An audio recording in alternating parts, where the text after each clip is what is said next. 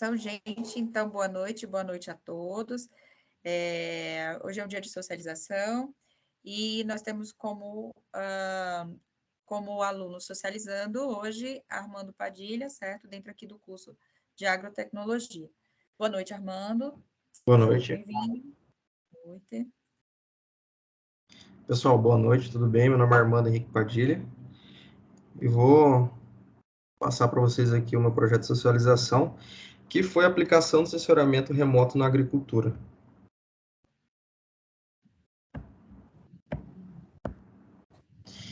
Tá, o objetivo foi a utilização do sensoriamento remoto para o gerenciamento de lavouras, né?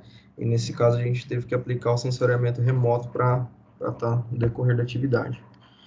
O resumo: o sensoriamento remoto na agricultura utiliza instrumentos de alta performance e sensores para obter dados, que são registrados e tratados e analisados, além das próprias informações geográficas. É possível monitorar desmatamento, verificar fenômenos ocorridos na superfície e histórico de produção na região.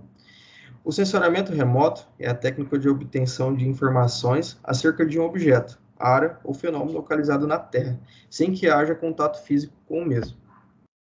As palavras-chave foram sensoramento remoto, NDVI e classificação supervisionada. Introdução.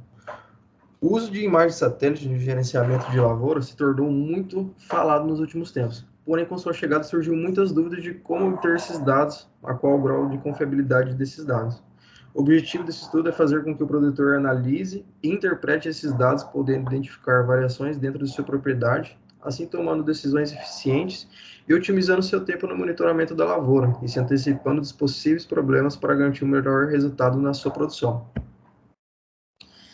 A fundamentação teórica, esse princípio de sensoriamento remoto se iniciou lá com Isaac Newton, entre 1642 e 1727, quando provou através de experimentos com lentes e prismas que a radiação solar visível nada mais é que a combinação de diversas cores e concluiu que a luz se comportava como onda, segundo Stephan em 2018.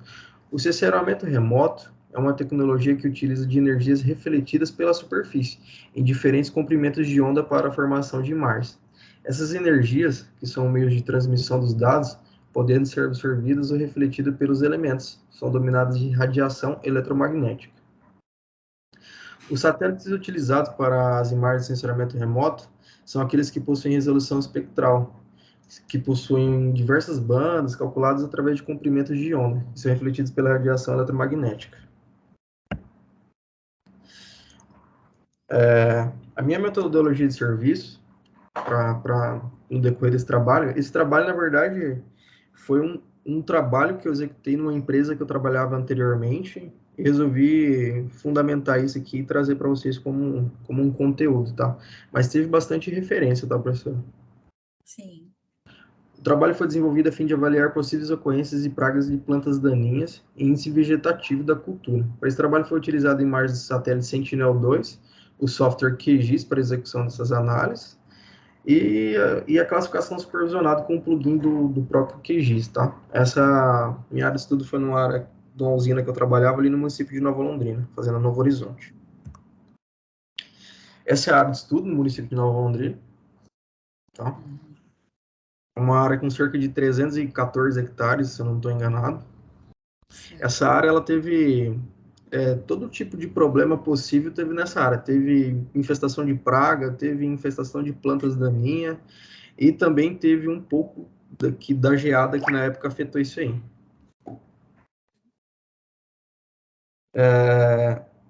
Como eu falei lá, que foi utilizado o software QGIS para fazer essas composições, apresentei duas imagens aqui, né, que é a composição NDVI. A composição NDVI, ela é formada da seguinte maneira: a gente baixa essas imagens do satélite Sentinel-2, que fica disponível no site da Copernicus. Tem algumas outras fontes de você baixar isso aí, mas eu prefiro baixar pelo site da Copernicus, que é da Agência Europeia é uma empresa patrocinada pela NASA, esqueci o nome. A composição NDVI, ela é a composição da banda 8 e da banda 4 do satélite, onde a banda 4 é a infravermelho e a banda 8 é a banda infravermelho próximo. E o cálculo é da seguinte maneira: a gente pega o infravermelho próximo, divide pelo infravermelho, faz mais o infravermelho próximo, mais o infravermelho. É bem complexo, né, professor? Mas é bem complexo, mas quando você traz para o software, assim, fica bem mais fácil. É que explicando parece uma coisa de outro mundo, mas acaba não sendo. E a gente pode observar as seguintes imagens ali. Teve uma coloração diferente, onde a cor avermelhada ali representa que é um solo exposto, né? Como eu trabalhava na época, onde tá essas manchas de solo exposto foi a área colhida para muda na época, tá? Inclusive a gente consegue ver a estrada que corta a propriedade e tem essas manchas em amarelo que é a nossa área de estudo, que foi as áreas infestadas por planta daninha e por praga. Partindo do NDVI, eu fiz uma classificação supervisionada, que a classificação supervisionada é nada mais, nada menos do que eu indicar para o software. Por exemplo, eu indico para o software e falo, ó, eu quero que você classifique para mim automaticamente, sem eu precisar ficar colocando a mão. Eu indico que eu quero o que é área infestada por praga, o que é área de solo exposto e o que é uma vegetação saudável, tá? Eu traço, por exemplo, assim, para a classificação supervisionada acontecer, eu tenho que indicar, por exemplo, que a cor vermelha forte é um solo exposto. Então, ele vai pegar todos esses pixels que tem essa coloração e vai indicar para mim como solo exposto. E a mesma coisa com as áreas infestadas. Circulam um ponto onde tem essa área infestada que vai ter um pixel da imagem com a coloração meio amarelada. Indico para ele, ó, eu quero que você trace para mim todas essas áreas em amarelo que são áreas infestadas. E por isso que é o nome da classificação supervisionada. A gente só indica o ponto e o restante ele faz. Tem aí alguma dúvida? Estou indo rápido demais, é que eu falo meio ligeiro mesmo, professor. Não, tá ótimo, tá no ritmo. A gente está processando aqui Tá. as Depois da classificação supervisionada, eu fiz uma filtragem de dados. Deixa eu voltar lá para mostrar para vocês. Ó. Tem algumas áreas aqui do lado da classificação supervisionada que é, por exemplo, assim, a estrada ali, ele identificou que é como praga, mas porém não é praga, por causa da coloração do pixel. Que essa imagem do Sentinel-2, ele tem um pixel de 10 metros, então a resolução dele não é muito legal. E é o único, é o melhor que tem gratuito, né? A partir disso aí é tudo imagem de satélite comprada e o preço de uma imagem você compra um carro.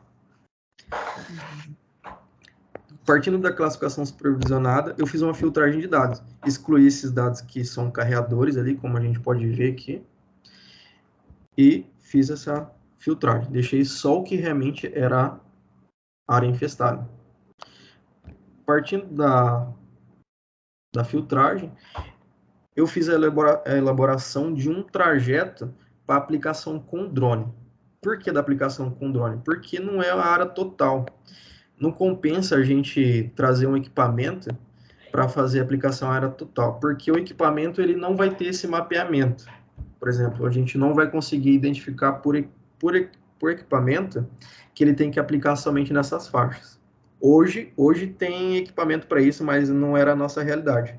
Hoje tem equipamento de taxa variável aí que você consegue aplicar qualquer vazão em qualquer área aí do jeito que você quer, mas não era a nossa realidade. Então a aplicação em área total não era viável, porque o produto, se eu não me engano, na época estava R$ 714 o litro do produto. E para essa área aí, nada, e uns 30 litros de produto inteiro.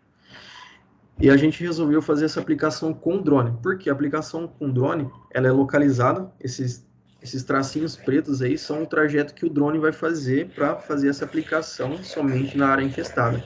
Não é possível fazer somente na área infestada, tá vendo? Tem algumas manchas no meio que não tem, mas você levando em consideração um pulverizador que andar em área total, já sai bem mais viável a conta. No final, fecha bonito a conta. Não consegui imagens do drone na época que eu saí da empresa e não deu certo. Mas a gente tem uma ideia, né? Resultados e discussões. Tá, os resultados foram obtidos pode auxiliar o agricultor no monitoramento e gerenciamento da safra, quando sabe que o cultivo está pronto para a colheita, relacionando os resultados e os outros períodos, além de identificar se houve problemas com doenças ou pragas, que foi a nossa realidade aqui. A gente teve esse problema com plantas daninhas aí, que foi possível obter isso aí por imagens satélites. Por que é fácil fazer o monitoramento por imagem satélite? É uma coisa que eu acho que vai tornar, na verdade está se tornando já, mas eu acho que o futuro é todo mundo fazer esse monitoramento. Porque você consegue ter visão da sua área como um todo, né? Ultimamente, ultimamente não, né? Desde sempre o pessoal faz o monitoramento aqui. Eles andam em volta da área. A nossa realidade é que cana-de-açúcar não é fácil de você adentrar, como soja e milho. Cana-de-açúcar, o monitoramento de planta daninha, o monitoramento de praga, você passar nos carreadores. Os carreadores estão meio marcados em amarelo ali. Acho que dá para ver nessa imagem aqui, ó. Dá para ver nítido os carreadores aí. O pessoal passa e verifica visualmente. Você passando ali, no nosso caso, você vai ver só esse amarelinho beirando o carreador e não vai ser considerado como algo relativo, algo que possa impactar a produção, né? Mas quando você traz isso aí para analisar como um todo, você consegue ver o quão grave é essa infestação e o quão ela pode trazer de prejuízo para o produtor, né? Que é a única fonte de dinheiro que ele tem para fazer, ele tem que cuidar dessa cana de qualquer jeito, então ele tem que cuidar bem cuidado disso aí. Certo. As conclusões. A gente verificou que o índice de vegetação aumenta conforme a idade da planta, tá? Por exemplo, quando é uma planta aí com cerca de 60 dias, ela vai estar com a coloração partindo do amarelo para o verde ali. E quando ela está na idade adulta já, ela está bem verde, tá? Fica uma coloração verde, tá? Eu esqueci de falar o índice NDVI, que é aquele colorido que a gente viu aqui, ele é de -1 a 1. Esse é o índice dele. Onde -1 é o solo exposto, essa área em vermelho, e o 1 positivo é essa coloração em verde, que é uma vegetação saudável, é uma plantação saudável isso aí, tá? E nesse intermédio que tem essa coloração, que parte do -1 ao 1 vai ter essa variação de coloração, onde a gente pode fazer possível diagnóstico aí de infestação de praga, infestação de planta. Outra coisa importante também, que eu trouxe essa informação, é que a praga, quando ela adentra numa cultura, ela parte do centro para fora. Ela pega do centro da lavoura, do centro de um talhão, e ela vai saindo para fora. Isso aí que eu falei, quando o pessoal faz o monitoramento, ele anda no carreador, quando a pessoa identificar essa praga ali perto do carreador, cerca de 5 metros, quer dizer que a área vai estar totalmente infestada já. Já vai ter que entrar com um controle rigoroso, já vai ter que entrar com inseticida aí, não vai ser possível nem fazer um controle biológico. Quando o índice é pequeno, a gente fazia controle biológico da broca, né, com Cotesia fabricans, que é um, é um controle biológico da praga. Interessante. Essas são as minhas referências. Espero ter sido claro, apesar de ter falado muito rápido e montei o trabalho em cima da hora. Acho que não ficou bom, não fiquei contente com a minha performance, mas tá valendo. Trouxe um assunto bem interessante. Dentro do geoprocessamento, nós estudamos muito essa questão de mapeamento, né? De satélite, né, nas áreas. Então, trouxe aí um assunto bem atual, bem bacana. A dúvida só está na questão do NDVI, eu queria que tu explicasse o que exatamente é a sigla, não sei se você explicou. Na verdade... Tá, pode continuar, professor. Desculpa. Tá. E a parte da pulverização, você só não entendi, Amanda, se vocês resolveram esses dois pilares aí no caso das pragas e da erva daninha, ou como é que vocês classificam isso? Tá, vou começar pelo NDVI, professor. Ah. Eu acredito que eu não falei, mas o NDVI, ele é uma sigla em inglês, mas traduzindo para o português, ele significa índice de vegetação por diferença normalizada. Que nada mais, a gente vai partir da banda vermelho para o infravermelho, que é o índice de reflectância. Por exemplo, o sensor bate na planta ali, ele vai ter um retorno. Então, esse índice de reflectância é o que vai trazer do infravermelho, do infravermelho próximo, tá? E a banda vermelha, que é a banda que a gente usa para fazer o cálculo junto com esse infravermelho. A gente divide, quer dizer, a gente faz um subtrai um pelo outro, depois divide mais um pelo outro, que vai chegar nesse índice. É algo que vem partindo muito dos últimos anos aí, tá? O pessoal está utilizando bastante já isso aí, principalmente em empresa grande, grupo grande, está utilizando bastante essa questão do NDVI. Perfeito. Acho que algo de novo que eu trouxe, assim, que não é algo que está muito falando na agricultura, tá? Porque o pessoal do meio ambiente usa bastante essa classificação supervisionada aí. O pessoal utiliza bastante para identificação de desmatamento, igual do lado da Amazônia tem bastante isso ainda, é triste, né, na verdade. Mas o pessoal usa isso aí para fazer esse mapeamento e quantificar essas áreas que estão sendo desmatadas aí. E queimadas Inclusive, também, foi queimado. o Exército usa bastante. É. E a segunda pergunta, Armando, foi justamente isso. Vocês conseguiram reverter essa situação, né? Das pragas e da erva daninha, foi isso? Só não ficou claro para mim.